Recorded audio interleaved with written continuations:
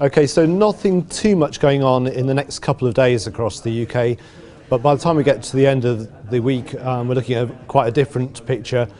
And that happens because we've got a very strong jet stream moving across the Atlantic towards the UK. And by the time we get into Thursday, and it's going to very quickly move eastwards towards the north of the UK as we get into the latter part of Thursday and Friday, driving a lot of weather with it.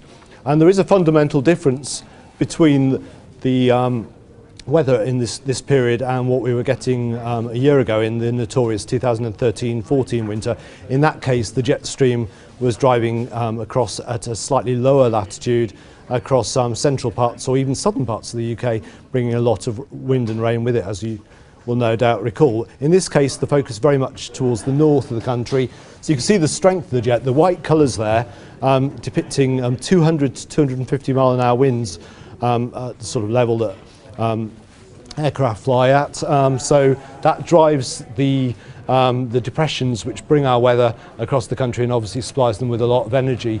So we'll be looking at them bringing a couple of depressions across the country as we go through from the end of Thursday right through into Saturday.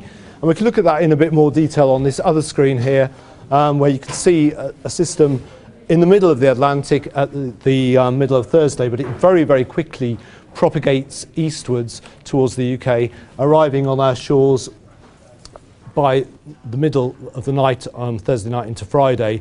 And that's really going to pack a punch in terms of winds, as will its successor, because no sooner has that one gone away than we get another major development bearing down upon the UK for Saturday, and that potentially a larger scale system bringing the strong winds to an even greater area of northern Britain.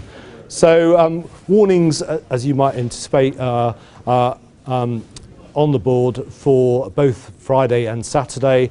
We are looking at some impacts in terms of disruption to transport, power supplies potentially, and even some structural damage. There is still potential for those warnings to be updated during the coming days. There is some uncertainty in the track of those and severity of both those systems, so keep tuned to the forecasts and the warnings during the coming days.